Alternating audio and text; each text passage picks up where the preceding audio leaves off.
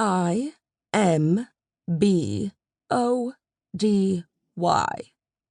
said, spelling her name out for the two children.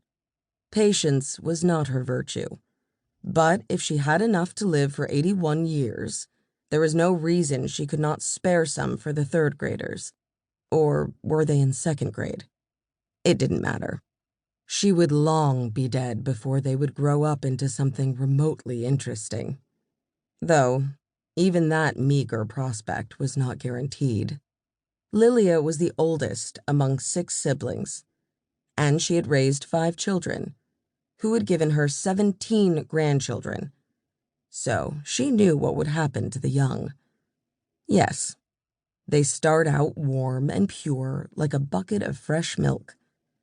But sooner or later, they turn sour.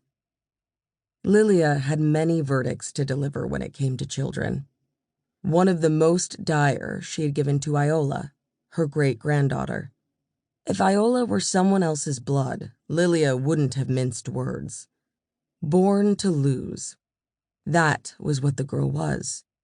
Though, of course, Lilia would not say so to Catherine, Iola's mother. At Lilia's age, all the other grandchildren were the garnish on her life. But Catherine, who had not been an essential ingredient to her own parents, would remain essential to Lilia for as long as she lived.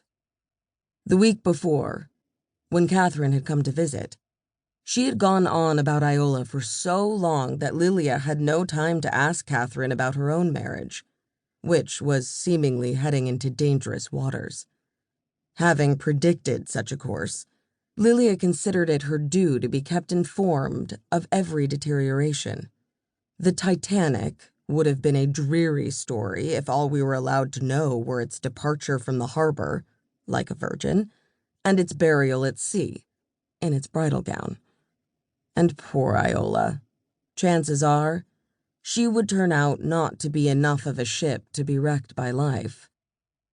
Here was Iola's latest failure. A playmate's father, a real estate developer, had put his kindergarten-aged daughter in charge of naming the streets and cul-de-sacs with her friends' names. Only 2 girls from Iola's playgroup had been left out. What kind of parents would do that? Catherine complained. What's the matter with not having a street bearing your name?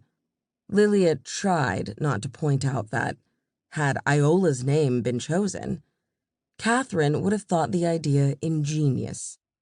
Iola had too many vowels for a too short name, too unconventional. But Lilia had kept these judgments to herself. "What's the other girl's name?" Lilia asked. "My goodness, I hope her last name is not Cooper," she said. "It's Minnie," Catherine said again, spelling the name with the same impatience Lilia now spelled out embody for the young visitors.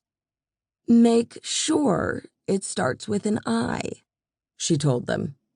Lilia had kept her second husband's last name. Not that Norman Embody was that special to her, but she had liked how the name sounded, and would not give it up for Milt Harrison. "Mrs. Embody," Lilia said now. "Call me Mrs. Embody."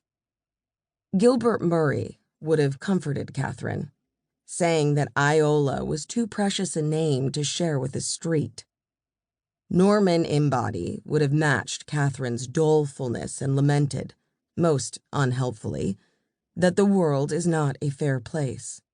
Milt Harrison would have made up a ditty with the chosen names: Rosalie, Natalie, Caitlin, Genevieve, all of them given their mishaps. Some women specialize in marrying the wrong people. Lilia had not been one of them, but all of these husbands were gone. The memory of their large hearts and small vices no more than the vanilla pudding at dinner. Low calorie, no sugar, with barely enough flavor. Who'd have known that she would live to see a day when food prides itself on offering as little as possible?